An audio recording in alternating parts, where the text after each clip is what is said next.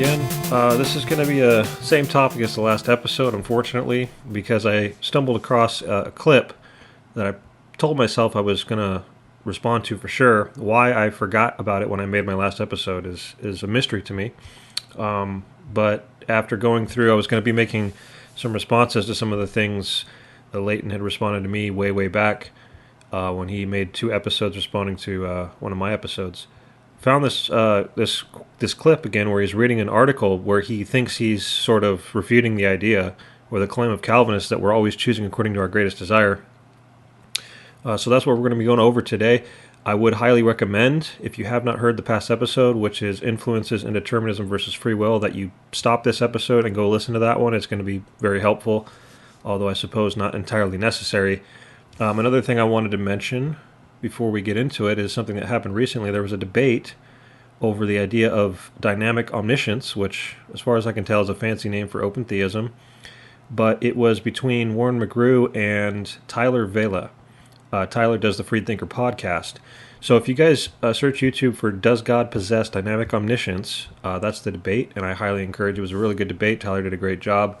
Highly encourage you guys to go check that out. And it also slaps me in the face in terms of the doctrine of divine simplicity, something I've been meaning to really get around to and haven't yet. It's a very weighty topic in terms of studying it and understanding it. But it's also a very big deal, right? It's the historical view of God, which is that God does not change, and He certainly knows all things and doesn't learn as time unfolds. I would check out that debate. Once again, Does God Possess Dynamic Omniscience between Warren McGrew and Tyler Vela. I hope I'm pronouncing Tyler's last name correctly. But anyways, we're going to get into this. I have an 8-minute clip of Leighton where he's going to be basically making a couple comments and then quoting an article that is seeking to refute the idea that we are always choosing according to our greatest desire. So, with that said, let's jump right in. The greatest desire, the circular reasoning of the Calvinists. So the Calvinists will often say, well, let me just read it. Calvinists regularly argue that mankind is responsible because they make choices according to their own desires. In fact, the Calvinist teaches that individuals will always choose in accordance with his or her greatest desire. But what does that mean exactly? Let's unpack it. Right. We unpacked that in the last episode.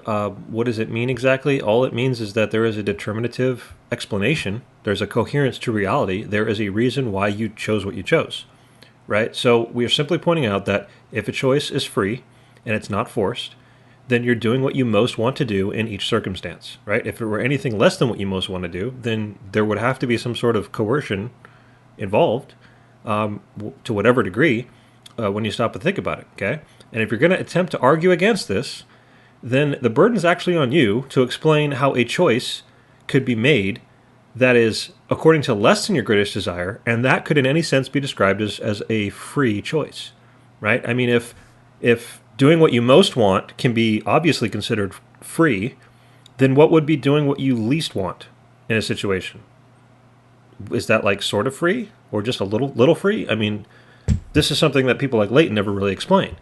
They just say, well, it's all free, but they're really not giving much. They want to pretend, once again, to acknowledge the fact that desires are competing and there's greater desires and lesser desires. But if the greatest desire is not the determiner of your choice, that is as free of a choice as you can have. You could be making. As free of an action as you could be taking is to be acting according to the greatest desire in a particular situation.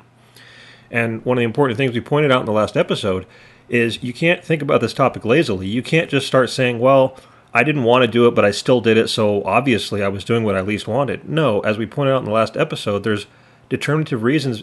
Even when you do something that you claim to not want to be doing, there's still reasons that you want to do it if it is a free choice, right? So I didn't want to go to work today. I wanted to stay home, but I still went to work. Why? Because I wanted to pay my bills, because I wanted to not lose my job, because I wanted to, well, if I had a family, provide for it, so on and so forth, right? So there are wants and desires coming from both sides, right? It's just that sometimes we say we don't want to be doing something, which can be true. Again, there's reasons for not wanting to do it, right? I might want to stay home and play video games, but if my want to pay my bills is greater, then I'm going to go to work. I'm going to act on that greater want, right? And this is why if I say that I don't want to go to work, but I still go, I'm not lying, right? Because the desire to not go to work and play video games is there. It's a desire that exists, right? But the whole point is that it's overruled, so to speak, by my desire to want to pay my bills in that situation, right? So when people are doing things that they claim to not want to be doing, we don't call them liars because we understand, obviously, that there are more than one desire involved, but we also know that they're acting on their greatest desire. I would be lying if I were to tell you that the desire that I acted upon was not my greatest desire. I would be lying if I said that my greatest desire in that situation was to stay home and play video games. But I acted on a lesser than great desire, somehow, to go to work, right? Because once again, when it comes to free choice, uncoerced choice, that doesn't make any sense. The freest, quote unquote, freest choice you can be making, the freest action you can be taking, is on the greatest desire.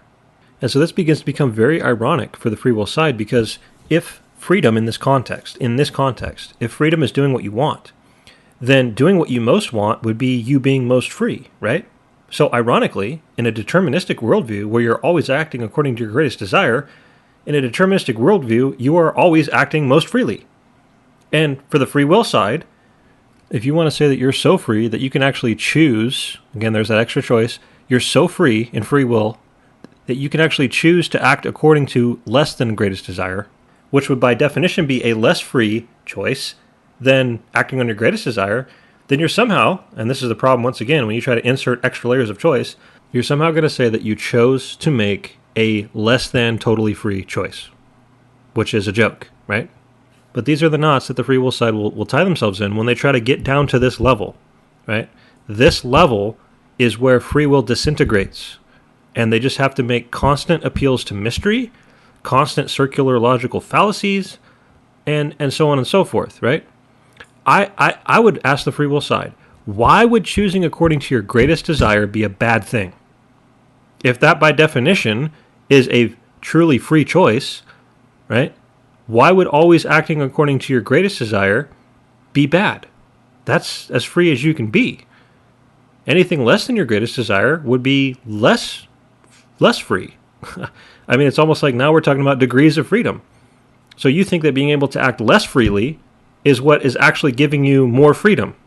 And that's comical, because it just, once again, demonstrates how you're just going to insert extra layers of choice. You're choosing to want to choose to want, and it just makes a mess out of reality.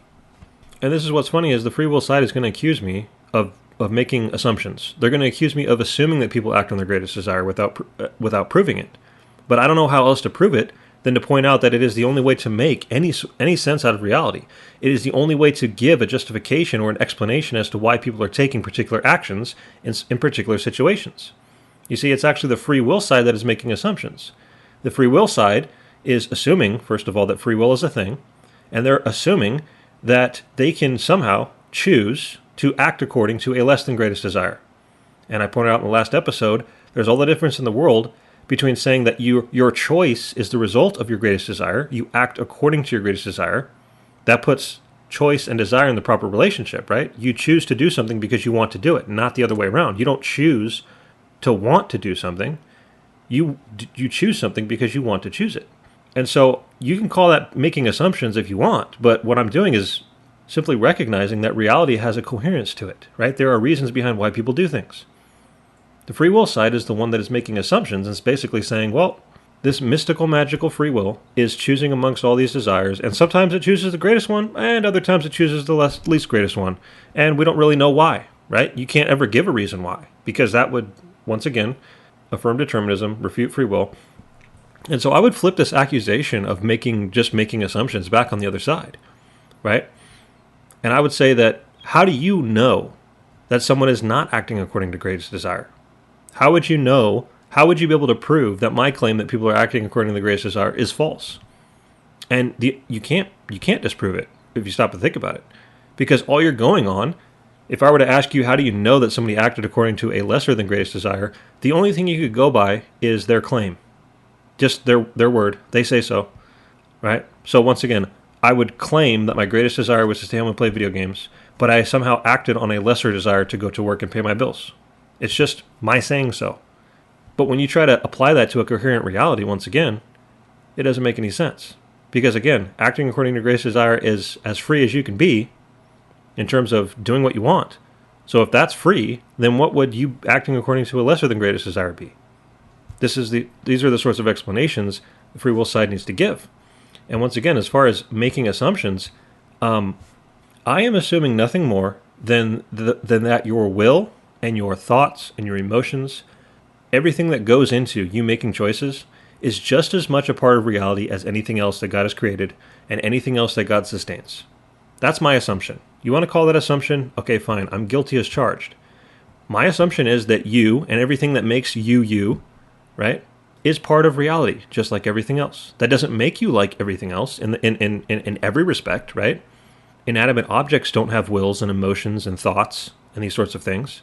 But you don't transcend reality any more than an inanimate object does. That's my point, right? God is the creator of both the inanimate objects and the animate ones.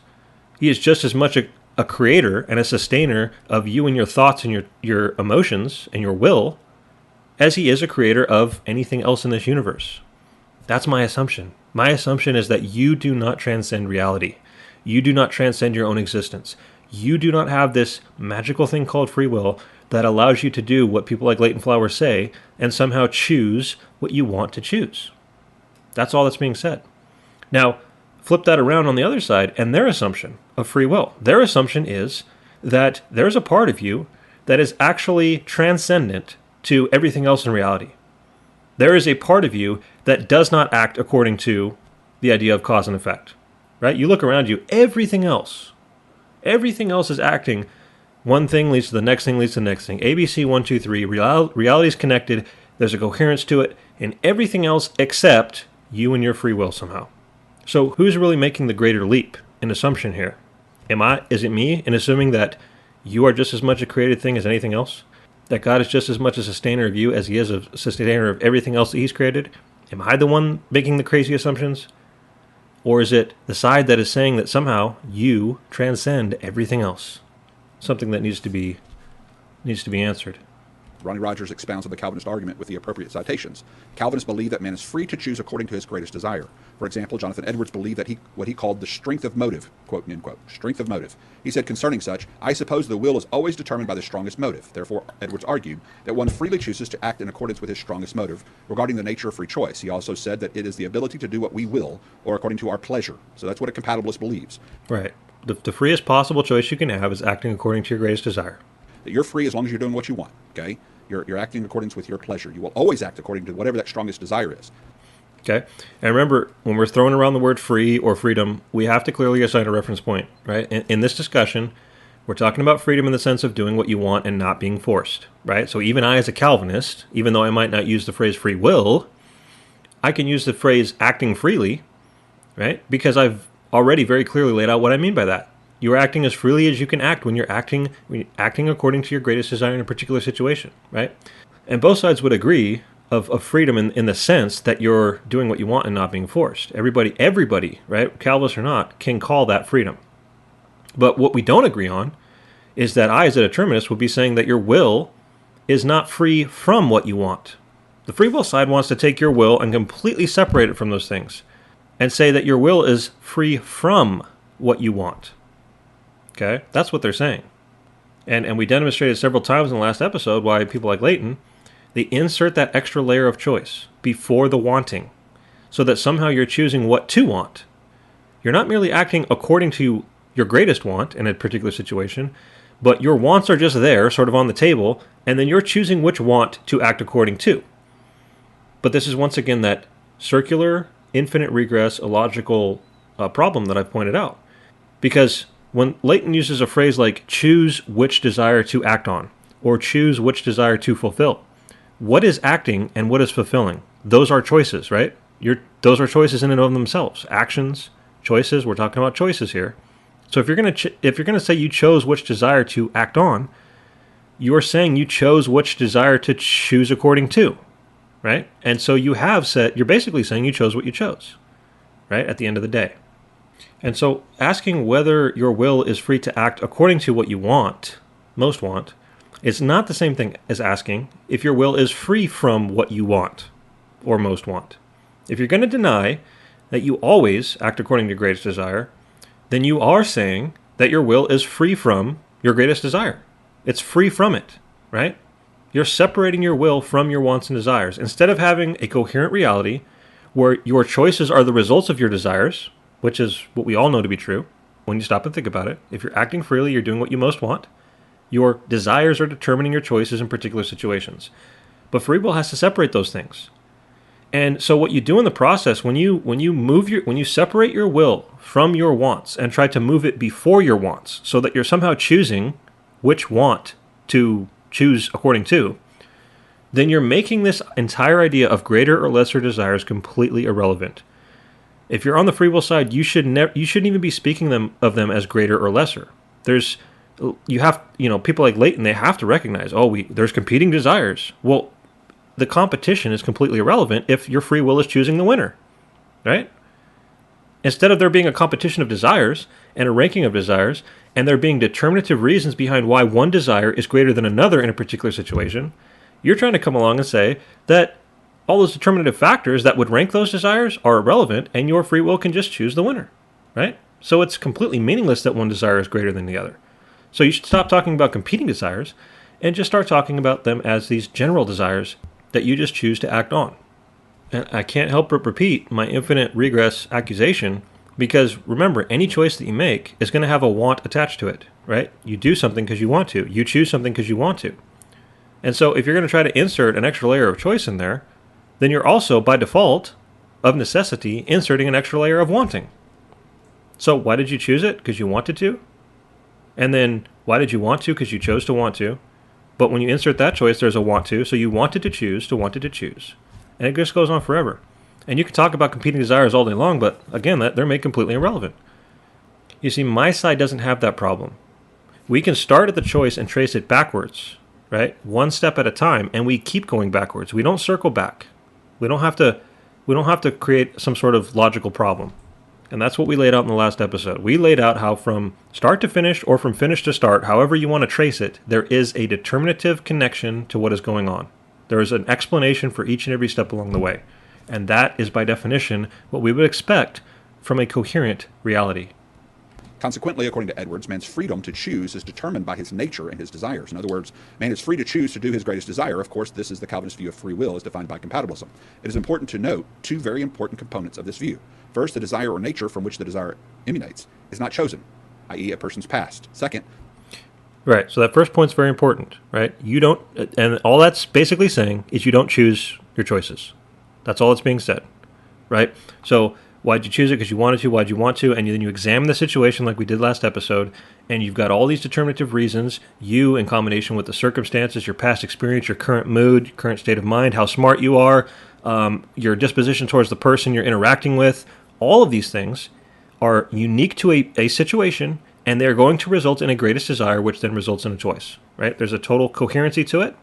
And when we talk about this topic, again, there's lots of hypotheticals. Everybody's different, but you can understand what I'm getting at, that there is a coherence to it, okay? And when they throw an objection out there like this where, well, those things aren't chosen, well, no kidding. That's my whole point, is you don't transcend your own existence. You don't transcend your past. You don't transcend your current state of mind. You don't transcend the dispositions you have towards people and why those dispositions are there. You don't transcend any of this. You just make choices as time unfolds. You make a choice in a situation, right? And there's reasons behind it. It's the free will side that completely obliterates reality when they try to make your choice transcend it. When they try to put this idea that you're choosing what to choose, right? You don't choose what to choose, you just choose. And covered that in last episode. The unchosen desire is in fact determinative of what the free choice will be. That is to say, the Calvinists believe. Right. You don't choose your desire to choose. I know Leighton says that repeatedly, but saying it repeatedly doesn't make it true. Believes man is free to choose according to his greatest desire, but not contrarily. Therefore, his free choice is actually determined by his desire. For example, according to Edwards, sinful man will always freely choose to do his greatest desire, which is to sin. The greatest desire apart from his nature, which is a part of his nature. Absolutely correct. Fallen man will never choose to follow Christ without first having his nature changed. Keep that in mind, because that gets to the ontological point that's made later. Okay, His has to have his nature changed to emanate new desires. This is the basis for the Calvinist positions that regeneration precedes faith. End quote from Ronnie Rogers. And I did a couple episodes on that topic. It started with, did you believe because you're better? Leighton made a response, and then I made another response called moral ability and ontology. Response to Latent Flowers. Check those episodes out. It's very important on this topic. Pritchett goes on to write, in a recent online discussion, Dr. Pritchett, well, actually, I guess I'm writing this about Jonathan Pritchett. It's been a while. I forgot what this article said, okay? But in an online discussion, Dr. Jonathan Pritchett made a strong case against Calvinism's position on this point. So he's getting into what he considers to be a strong argument against Calvinism's claim that a free choice is choosing according to your greatest desire. Here's the theological argument. In order for person X to freely choose Y, God has to ensure that person X has the desire to only choose to do Y, so Y obtains. Because, like all things, God decreed Y. So it's half true, okay? And I'm going to play this again because I want you to notice the wording. God has to ensure that person X has a desire, okay? This type of language is what I hinted at in my very earliest episodes, where people are assuming that God can either be controlling things or not be controlling things. And so the implication here in this type of language is that God needs to choose to control things so that he can get the desired result.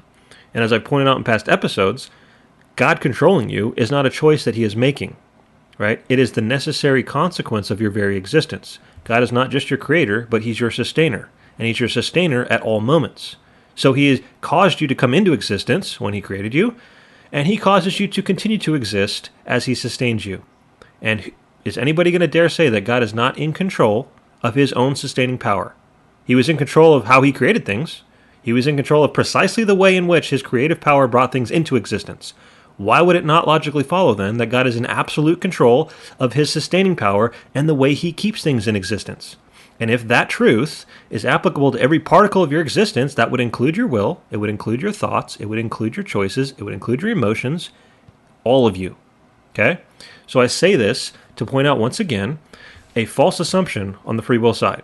The false assumption is that God can be somehow creating things that he does not control. And I want to attack that and cut it off right at the base and say, what if that's not even logically possible for God to do? What if God's control of you is a necessary consequence of your very existence? What if you exist, therefore God controls you? Then you'll see when I play this again that this language of God must ensure that person has a particular desire is false, right?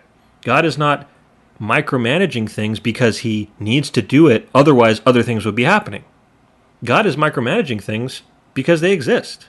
The only reason they exist is because God is micromanaging them. The only reason they continue to exist is because God is micromanaging them. Right? So listen to this again. Calvinism's position on this point. Here's the theological argument. In order for person X to freely choose Y, God has to ensure that person X has the desire to only choose to do Y, so Y obtains. See, to only choose, as if something else could be happening if God wasn't ensuring it. So I'm sort of picking at nits on that, but it's a very subtle false assumption, and it's worldview differences, right? You can make entire episodes on what I just put forth there, but I just want you guys to understand, if all he wants to say is, well, God is determined that people will choose particular things because he's also determined that they'll desire to choose those things, yep, no argument, no argument. Because, like all things, God decreed Y. So this is the means to the ends, right? If God is determined that someone will make a particular choice, he's also determined the coherent reality behind why that person makes that choice. Why was that their greatest desire? And what this shows is that God is in control of all of it, right? If God is determined that somebody make a particular choice, he's determined everything that leads up to that choice, right? The person's past, their current state of mind, what mood they're in, the dispositions towards the people involved. Each specific circumstance along the way, God was in control of it all, and he had purposes for it all. If God ensures Y, and Y is sin, then God caused X to sin because there are any number of other things that could obtain if X had different desires. See, and then you wonder why I stressed what I stressed. He's talking about these other things that could be happening. No. Again, if we're talking about Calvinism, if you want to start with our view, there are no other things that could be happening. The only other things that could be happening are other things that God would have brought about. Okay? And this is because, again, we don't transcend reality. Even other sinful ones. But God's decreed X to do Y, not anything else. And then it's like, if God's decree wasn't there, man, other stuff would be happening. No, it's God's I don't really like the word decree, but it's God's plan and purpose and action of causing continued existence that gives reality its very existence. Things are happening precisely the way they're happening because God is at work. He is working all things according to the counsel of his will, as Ephesians 1:11 says. That's why things are the way they are. And if God wasn't working things after the counsel of his will, nothing would be happening. The only way X obtains is if God works all things to ensure it, and nothing else. As such, God caused X to commit sin Y. This is just bad theology. And I don't know why anything that was said there is quote-unquote bad theology. The only thing I can come away with is, well, if God causes sin, then that's just terrible, and he'd be a sinner, and why doesn't that make God a sinner? We can talk about responsibility. I don't have time for that here. I've gone over that in past episodes. But here we're getting to the good part.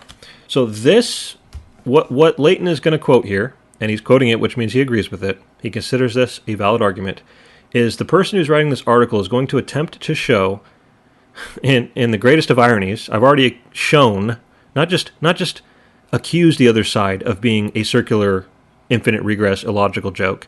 I've actually demonstrated how that is the case, given their claims. That free will has an infinite regress, illogical joke, right? You choosing to want, to choose to want, to choose to want. They're actually going to try to say here that the Calvinists have a circular, illogical joke when we say that people are choosing to act according to their greatest desires. Believe it or not. And that's why I have to play this and respond to it. Now, the philosophical argument. If compatibilism is true, then free will is the will of man choosing in accordance to the strongest desire. So then it is circular and therefore irrational, must be abandoned. Here's the circle. Now listen to this. People choose according to their strongest desire, and we know it was their strongest desire because they chose it. And they chose it because people choose according to their strongest desire. And we know it was their strongest desire because they chose it. And they chose it because people choose according to their strongest desire. And we know it was their strongest desire because they chose it, and so on and so on. So it's actually the Calvinists making a circular argument. Now, I'm going to explain this, but spoiler alert, there was no circle there. There was just two true statements repeated over and over. Okay? So if you didn't pick up on this the first time through, let me give an example to demonstrate what's going on here. What's actually going on is they're answering a why question, right? Why do people make a choice? Because it was their greatest desire, the why question. And then the second statement is a how do you know question, right? How do you know it was their greatest desire? Now, if you're going to start with our claim that people are choosing according to their greatest desire, and this is, by the way, when you're going to attempt to create the illogical circles and the infinite regresses, you start with the person's claim and assume it to be true, and then you demonstrate how it's circular. So they're starting, right? Let's save whether or not we choose according to our greatest desire for later. I've already sort of addressed it, but let's just start and assume it's true. They're saying, therefore, it's circular because It's the circle. People choose according to their strongest desire. And we know it was their strongest desire because they chose it. That's not a circle. If people choose according to their greatest desire, then when a choice is made, you can know what their greatest desire was. Because you're asking, number one, why they chose it, and then secondly, you're asking how you know it was their greatest desire. But notice something. That's like saying, if I have a light, and the light can only come on if a switch is flipped, then the light came on because a switch was flipped.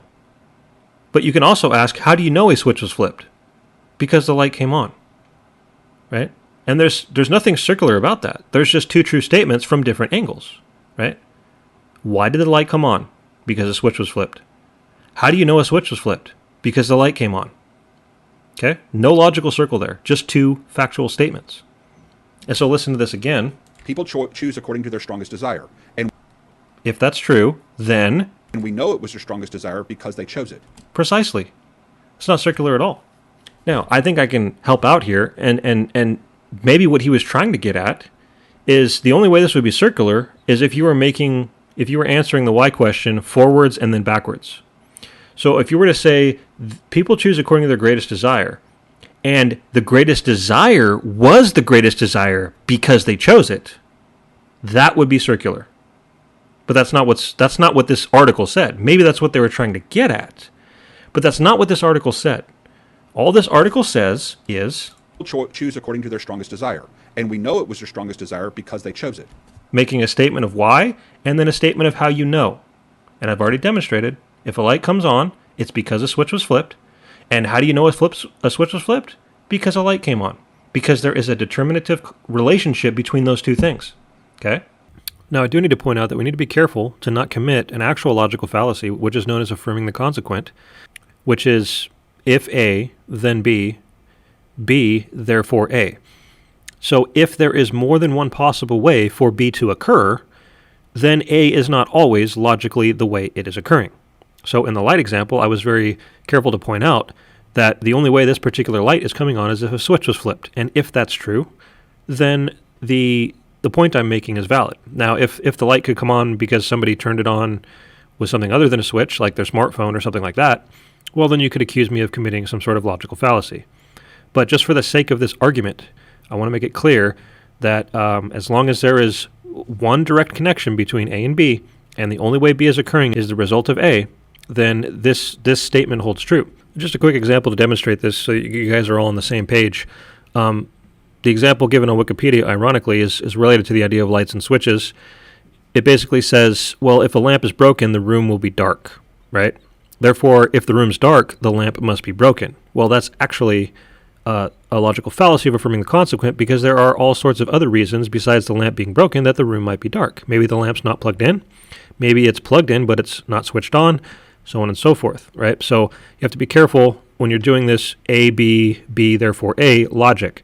But what I want to point out very clearly is that when there are not more than one possible condition for a particular result, right, such as my example of this light only coming on if the switch is flipped, then everything I've been saying in comparison to the error of the argument being put forth in this article stands true, right? If the light is on, then the switch was flipped. That was the only way the light could come on. And therefore, if the light's on, you can know that a switch was flipped. And to state those two things is not at all committing a circular fallacy.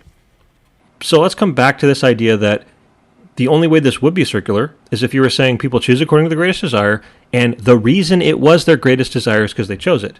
But this has never been what determinists like myself are claiming. Remember, we trace it backwards, and we keep going backwards, and we keep giving answers, and we keep giving reality coherency. So people choose according to the greatest desire. Why was it their greatest desire? Not because they chose it. That's actually, ironically, what makes me laugh about all this, that's ironically the free will position's view. You chose to want it, right? But what the determinist says is, why was it their greatest desire? Not because they chose it. They chose it because it was their greatest desire, but why was it their greatest desire? The answer to that is everything we laid out in the last episode, okay? It was their greatest desire because in that circumstance, all of these determinative factors came together and resulted in it being their greatest desire. But notice, I'm tracing it backwards and backwards and backwards and backwards and backwards. I am never once circling back, right? And you could apply this to the light example. It would be circular to say the light came on because a switch was flipped, and a switch was flipped because a light came on. That's illogical, right? The switch is not flipped because a light comes on. You know a switch was flipped because a light came on, but that's not the same thing as saying a switch was flipped because a light came on. If you're going to ask why the switch was flipped, you're going to keep going backwards, right? You're going to trace the causes backwards. The switch was flipped because somebody flipped it. And then why did they flip it? Because they wanted to flip it. And then why did they want to flip it? And ironically, we've traced it back to the very topic at hand, right? So the person who wrote this article, no offense to them, didn't think this through, because all they're doing is making two truthful statements. So after laying that out, let's hear this one last time, and hopefully you guys can see it. People choose according to their strongest desire. And if that's true... And we know it was their strongest desire because they chose it. Precisely. If people choose according to the greatest desire, then when a choice is made, you can know what their greatest desire was. Very simple. And they chose it because people choose according to their strongest desire. Yep. And we know it was their strongest desire because they chose it. Yep. And they chose it because people choose according to their strongest desire. And we know it was their strongest desire because they chose it, and so on and so on. And all you're doing is repeating two truths. You're not creating a circle at all. That would be just like me saying a light came on because a switch was flipped. And we know a switch was flipped because a light came on. Yeah, no kidding. And a light came on because a switch was flipped. And we know a switch was flipped because a light came on. And a light came on because a switch was flipped. And we know a switch was flipped because a light came on. There's nothing circular about that. There's just you repeating two truths over and over, pretending like it's a circle. So on. So it's actually the Calvinists making a circular argument. And that's why I wanted to respond to this, because that... Anyways. He goes on here to, I'm going to finish this out. There's quite a bit left, but I'll keep my comments sort of minimal. I just want to finish out the follow-ups of that. I think the article goes on and some more points are made here. We're making an argument of free causation, of self-determination, of agent determination, just like God is a determinative agent as his determination to create you. Now, notice something. What did I say at the beginning of this episode? You can accuse me of making an assumption, and yet my assumption is grounded in reality. I assume that you are created and that you're sustained and that you don't transcend creation, right? You operate in the same reality as everything else. And what does Leighton constantly do when he talks about free will and he's cornered into this, why did you choose it? Why did you choose it? Give me an explanation. What does he do? He jumps straight up to God. He jumps straight out of reality, out of creation, into the transcendent position of God and tries to say, well, look at God. He's self-determined. He has a free will, right? He's self-caused. So then why can't I be? And this is one of the most mind-blowingly massive logical fallacies I've ever come across in this debate. And that is that you look at God and you admit that the reason God is self-caused is because he's eternal. And he's not determined by things outside of himself. And he doesn't exist in space and time. And he is not sustained by something else. He's self-sustained. You list off all these things that make God God and say that's why God has free will, and then somehow have the logical audacity to say, therefore I can have that thing too. Even though you have none of those things that God has, which are the reasons behind why God is a truly free will being. You have none of those things, and yet you want to claim free will for yourself. So too, he created us with the ability to make choices, and we are the... And again, the ability to make choices. Determinists believe that we are making choices, right? They're just not self-determined, self-caused choices that are created out of nothing.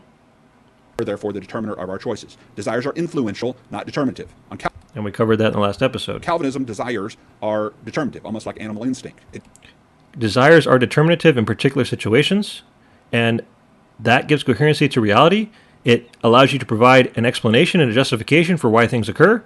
And when he says... Determinative, almost like animal instinct. It's not animal instinct, as I pointed out last episode, because we have this thing called thought process and deliberation and emotion and intellect. We have a whole lot of things that animals don't have. But what have I already said? None of those things transcend reality, right? There's all sorts of differences. You can list off 101 million differences between you and animals. But you know what you can't put on that list? Transcendence. Something you all have in common with animals or rocks or anything else is that God created you and that God sustains you and that God has absolute power over you. And as I've already said, control over you. Logically, this is a logically necessary aspect of your very existence. It determines the action of the agent. It doesn't just influence the action of the agent. And that's the difference. Again, effects. Right.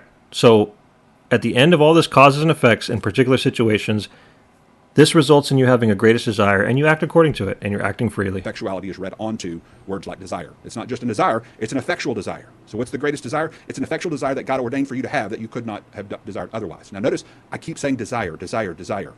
I think you're going to go on here, Mr. Calvinist, critique me as if I don't know that, which is so aggravating to me. Love you, brother, but you're about to hit on my pet peeve in just a minute, from what I remember. Okay.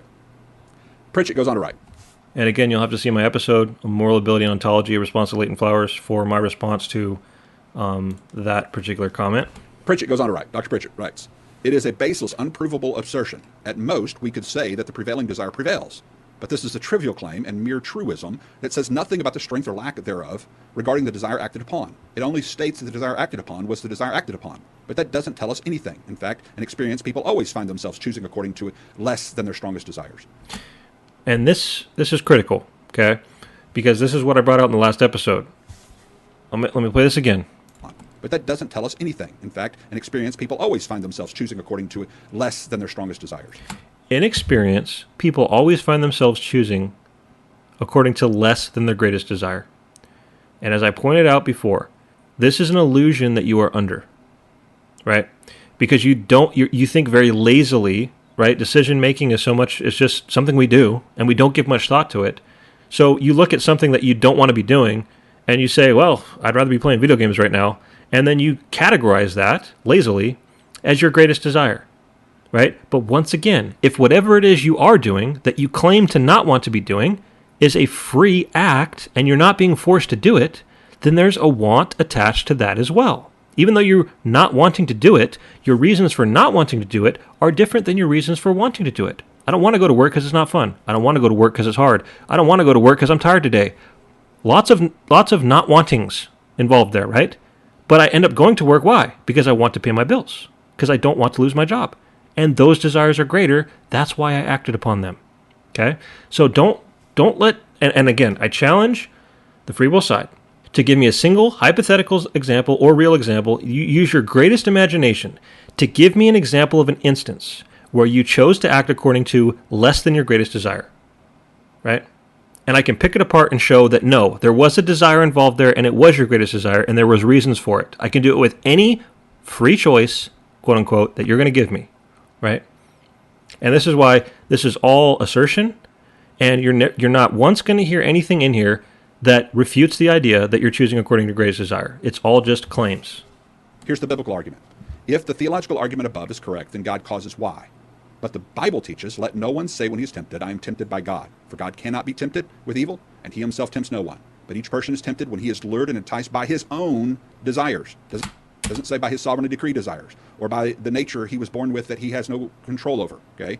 Right. So we are enticed by our own desires. Just because God is in control of all things, including those desires, doesn't mean they're not ours. This always blows my mind, how the free will side wants to say, if God determined my choices, then they're not mine. What are you talking about? That's like saying, if God created me, then I'm not me.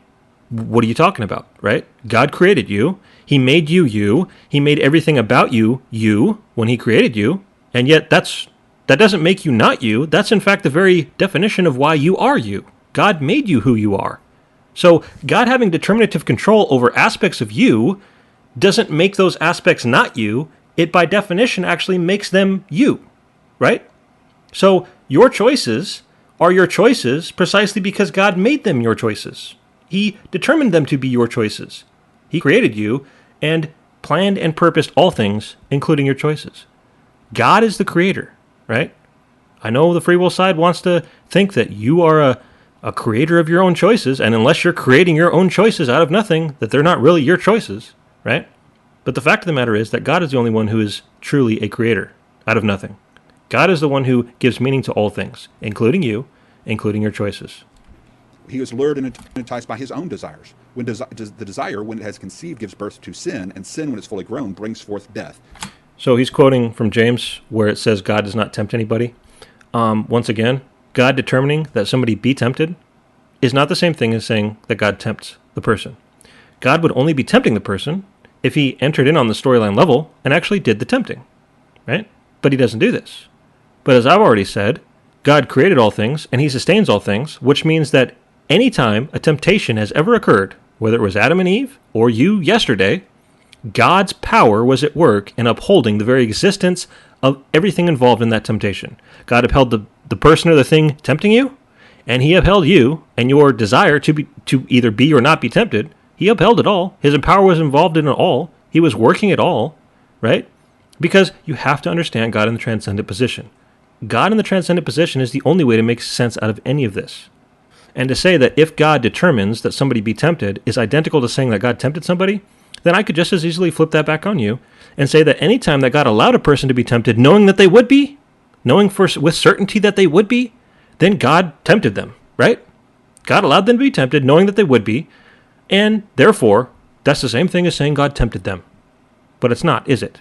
Because if I ask that question of you, you are very quickly going to point out that God is in the transcendent position and that is not an accurate description of what is going on. There's a storyline level, right? Person A tempts person B. And yet God's control, whether it's direct and causative, like it is in my position, or indirect and permissive, as it is in your position, is certainly not to be ignored, but it is not to be conflated with what is going on the storyline level. So God being in control of things does not make God those things, okay?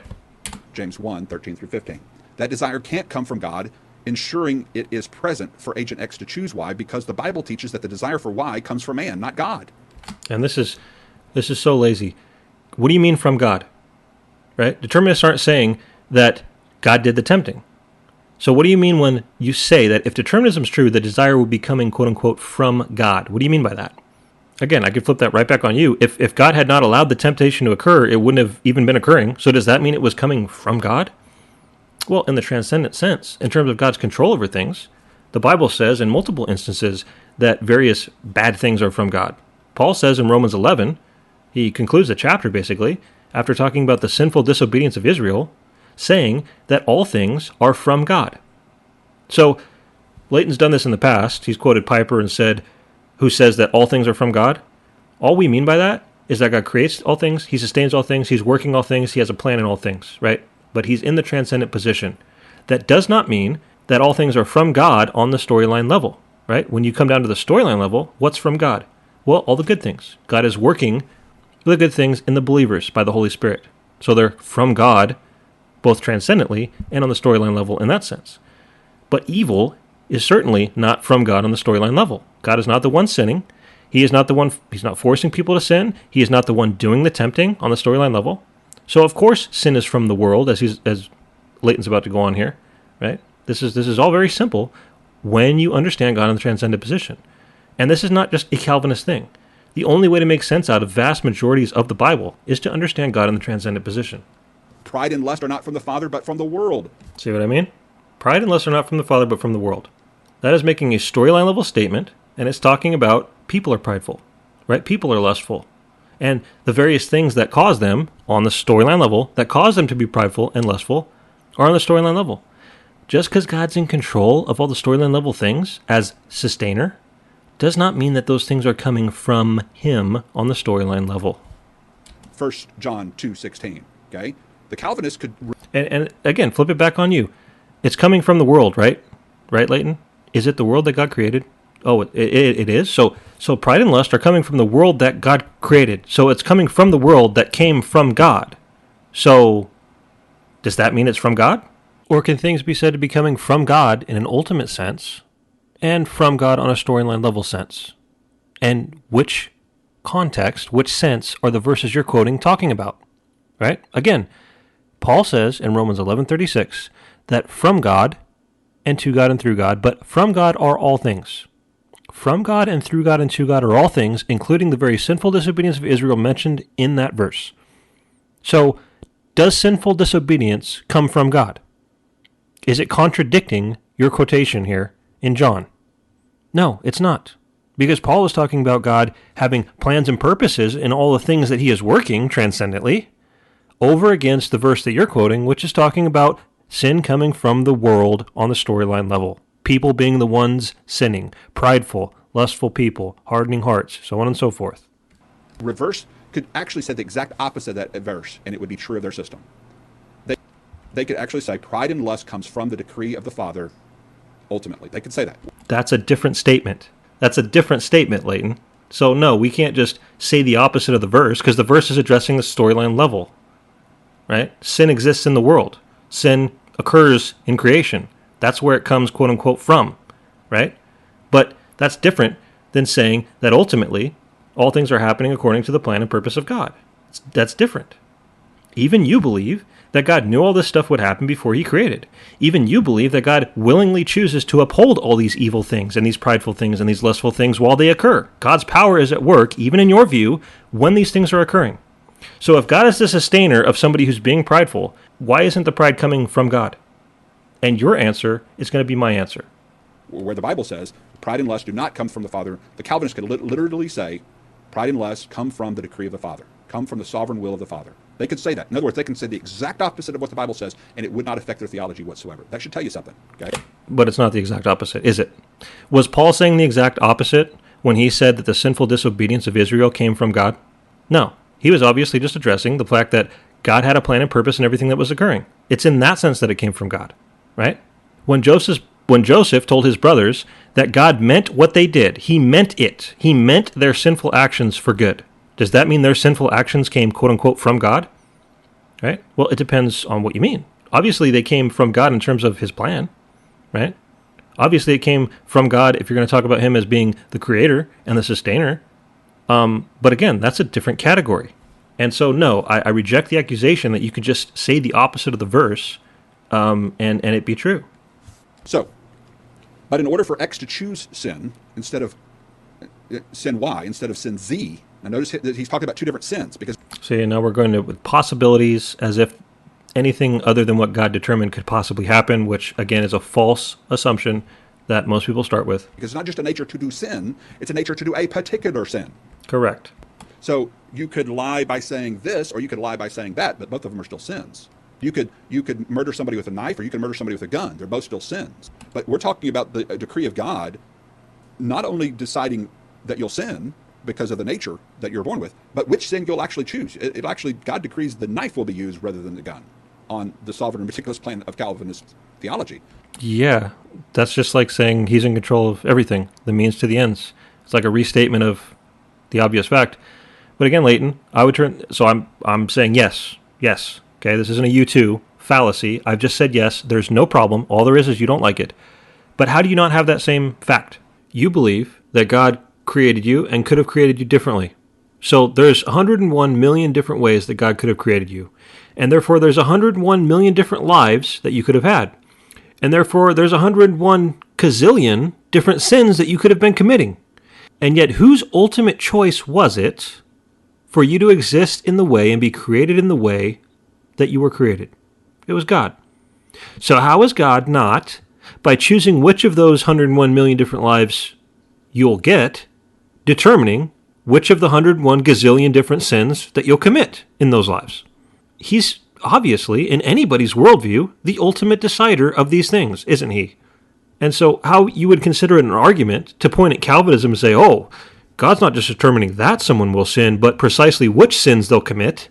Every Christian has that truth that they have to deal with. Even in your view, God determined and chose to create you in a particular way, and he could have created you differently. So he was choosing which life you would get. In your view, of course, right? You're the view that has God seeing the future of possibilities that he's not determining, but my point still stands. You're making an objection that flies in your own face. And even if you want to abandon the 101 million different possible lives theory and say that the only life that you could have is this one life, that God was somehow forced to create you with this one life, you still have God being able to at any time stop or alter the course of time so that instead of somebody using a gun to murder somebody, they would use a knife. God is still, even in your view, perfectly able to affect and determine those two things, isn't he? So I get worked up. The thing I can't stand the most is when people make arguments that are equally applicable to their own position and don't seem to realize it. That's what really gets me worked up. So in order for X to choose sin Y instead of sin Z, God has to make sure the desire for Y is strongest in X. You see? So that X chooses according to God's desire. In other words, he has to make sure that Bob desires a knife to kill the person over the gun. He doesn't have to make sure of it, right? He's not fighting against other powers out there to make sure that his power comes to pass, right? This is, again, the illogical, false assumption of the free will side. You're your own autonomous power, and so if God wants to control you, he has to come along and do something he wasn't doing before. He has to come along and start controlling you, right? He has to, quote-unquote, ensure that you do what he wants you to do, right? It's a false assumption. To kill the person in order to obtain the decree that he has determined will be. He doesn't need to obtain his decree, right? It's not as though if God was not ensuring his decree, that other things would be happening. The only reason things are happening is because God has a decree. I'm repeating it because the article's repeating it. This contradicts Scripture that clearly teaches that X's own desire for Y comes from himself, not from a divine decree, not from God. It does come from himself on the storyline level. And again, if you don't have God in the transcendent position and what is occurring on the storyline level, if you don't make that distinction, then this is the problem when you bring God down to man's level. And you say, well, it's either God or me. And it somehow can't be both. When it says that God is working all things, that can't include my desires. That can't include my choices. I have to be the only one working those things on some sort of autonomous level. And you have to check out the episode titled, Is Calvinism Inconsistent? That I did, where I went through and I showed how God in the transcendent position is the only way to make sense out of numerous biblical accounts. Not from anybody but himself, okay? Romans 7:15. And this idea, my desires come from me, from nobody else or nowhere else but me. But I've already shown how God has to be the sustainer of you, and whatever mechanism of you, such as your will, that these desires are coming about. So God is the sustainer of whatever it is that makes your desires in the first place. But whatever it is, whether it's physical or spiritual, chemical or otherwise, God is sustaining it all while it's occurring. Right? The ultimate reason you have desires is because God's power causes those desires to exist and continue to exist. So you can't separate the power of God from these things, no matter if you're a Calvinist or not. 15 says, I do not understand my own actions, for I do what I do not want, but I do the very thing I hate. How in the world does it make sense for someone to choose to do what they hate and be labeled, quote unquote, their strongest desire? This is just unbiblical nonsense. And you should see the problem with that. Number one, he's quoting from Romans 7, which, in my opinion, is so clearly Paul struggling as a Christian, right? Christians struggle with sin, right? For reasons that are real and that matter. We struggle with sin in the sense of true struggle because we recognize that we're sinning against God and we have new hearts that is causing us to have this struggle, right? Fallen sinners, they might struggle, quote unquote, struggle with sin, but they're doing it for the wrong reasons. They're doing it for selfish reasons, right? So alcoholics might struggle because it's destroying their own lives or it's destroying the lives of their family members, so on and so forth. They're not struggling with their sin for the right reasons. So Romans 7, in my opinion, when it says, as Leighton quotes here, for I do what I do not want, but I do the very thing I hate. Again, can I hate going to work but still want to do it? It's not a contradiction, is it? Because there's different reasons behind the hating or not wanting to do something, and there's reasons behind your wanting to do it. All we're recognizing is that your greatest desire is what you act upon. So as Christians, when we struggle, there are times when we fall back into sin. And can you possibly deny that, yes, we can say we hate our sin, and yet in that particular instance, in that particular circumstance, when we gave into a sin, in that circumstance, our greatest desire was to sin. We can still truthfully say that we hated it because there was other desires involved. We didn't want to sin because we didn't want to disappoint God, right? We didn't want to transgress against God. But in that particular circumstance, when we did give in, our greatest desire in that circumstance was to sin. So this is, again, in combination with last episode, this is in no way a refutation of people choosing according to their greatest desires, to quote Paul in Romans 7. As such, because of these three, either taken individually or as a whole, compatibilism is just bad theology, it's bad philosophy, and bad biblical understanding, and should therefore be rejected by all Christians on pains that, one, it makes God the author of sin, two, it is... And we'll get to that. It is irrational, and three, it contradicts... It's irrational. Why? Most of this was emotion, right? But the only thing that could support the accusation of being irrational was that very bad attempt at making it circular. And again, it was not circular at all. So it's not irrational at all. Plain statements in Scripture. What are your thoughts? Okay, so that's the article that I wanted to make sure you guys heard. All right, so that's the end of that. That 8-minute clip gave us a nice hour-long rounded-off episode. Just want you guys to notice there was no actual demonstration or refutation of people choosing according to their greatest desire put forth in that article. There was no argument being made. There was an attempt to make it circular, which I exposed as merely asking a why question along with a how do you know question. And remember, guys, anytime there is a causal relationship between two things, right? Anytime one of them happens, you can know why it happened. And that's all that was being said there.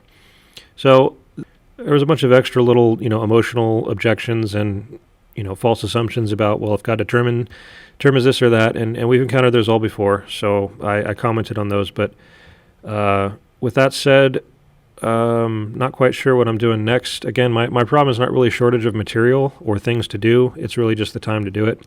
So when I can get around to it. One thing's a little interesting. Leighton just started going through the Tulip and doing responses to long lists of proof texts. So I found the one on total depravity rather interesting. I'd like to pick some of that one apart and make some responses. I will probably do that next, but can't make any promises. So you guys take it easy and remember to stay consistent, my friends.